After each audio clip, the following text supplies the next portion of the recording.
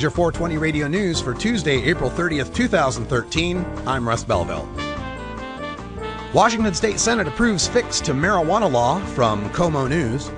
The Senate approved a measure Saturday that prosecutors and crime lab scientists say is needed because of concerns that a provision in Washington's new legal marijuana law jeopardizes their ability to go after any pot crimes at all.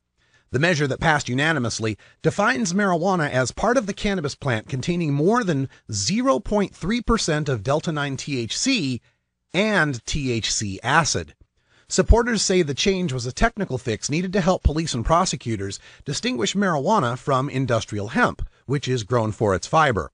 The House approved the bill on Friday, and now it heads to the governor.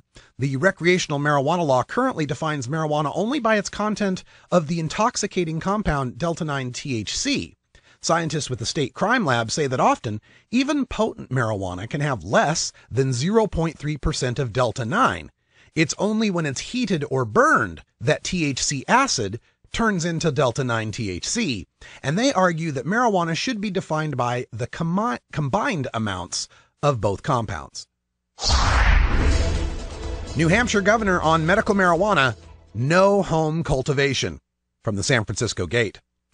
New Hampshire Governor Maggie Hassan is asking legislators crafting the state's fourth medical marijuana proposal in 6 years to strike a provision allowing patients to grow the plants at home. The bill's House sponsor, Representative Donna Schlachman, an Exeter Democrat, said the news was upsetting. Proponents of home cultivation say it's crucial to ensuring access for patients in rural areas and those for whom the cost of purchasing the drug at dispensaries would be prohibitive. Schlachman also pointed out that many patients who have waited years to access medical marijuana don't have the 18 months to 2 years it will take for dispensaries to open. Hassan's spokesman cited law enforcement concerns about the state's ability to regulate a home grow option as the reason for her decision. Post-traumatic stress disorder will remain a qualifier for medical marijuana in New Mexico, from KOB.com.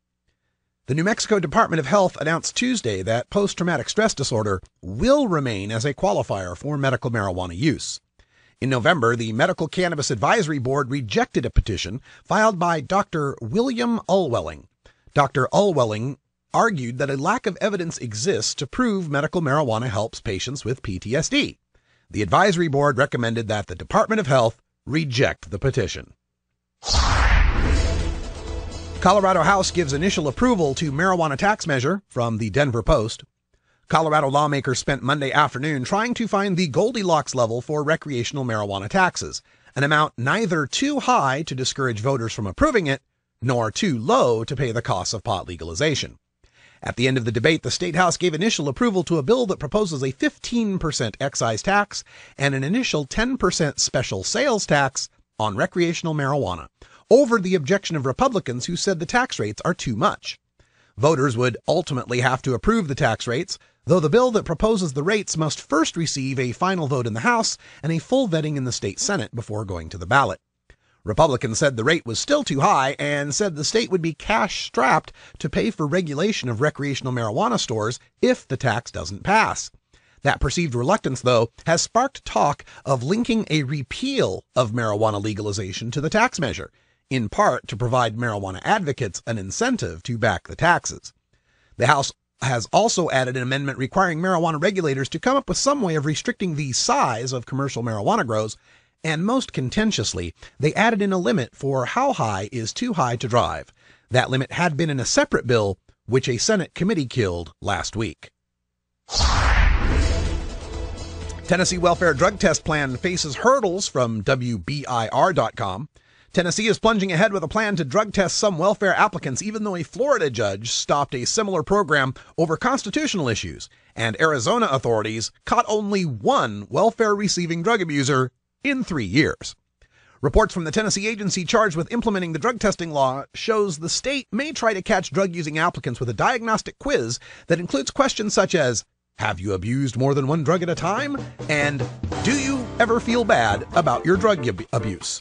If they fail the questionnaire, they would face urine screenings. The fiscal note says this would cost Tennessee $172,000 a year, but save $1.3 million in benefits.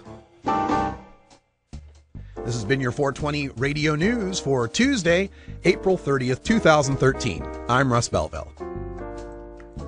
When we come back, we go behind the headlines for a case of Child Protective Services seizing a baby in Sacramento, California. You won't believe the reason why. Here's a hint. It has nothing to do with marijuana. You're listening to The Russ Belville Show on 420radio.org. We'll be right back.